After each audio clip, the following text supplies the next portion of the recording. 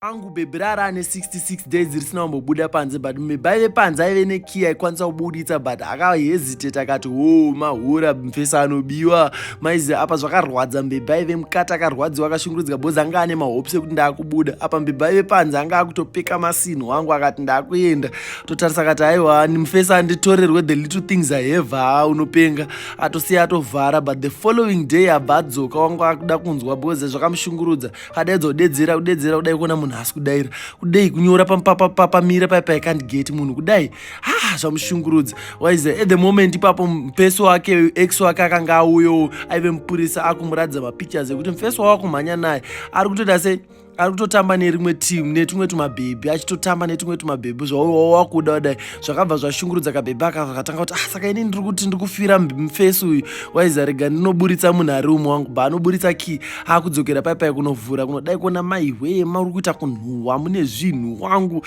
angatori mahura mahevha akuda kudedzera kudai munhu kudedzera can't kumubata kudai akabva mubata ruoko wangu akanovhura ziso kudai bvamurowa nebhotoro bvamutsemura bvawira pasi achibva buda uye achibva nhonga kiya ive muruoko rwake. Mbebwe uye achibva tonobuda achibva muvharirawo achimuvharira akabva achitarisa kumeso pamirarera achizvona kati ndini here ndaakuvharirawo mumwe zvanandavharira but angoti hai revenge. Mbebwe uye akandivharirawo waiza babuda bvasiya key fesi uye abva asiyirwa key nepicture iwo bva atarisa kudai kabhebhi kai kangasara mukati wangu. Akaperera movie wangu. But what do you think about zvakaitwa nemubhebhi zvekurova snake under grass revenge achinovharira mbebhi uyu mukati zvekumurevenge wangu? Was it even necessary or waifanira kungobuda vese akaitawo utsinya?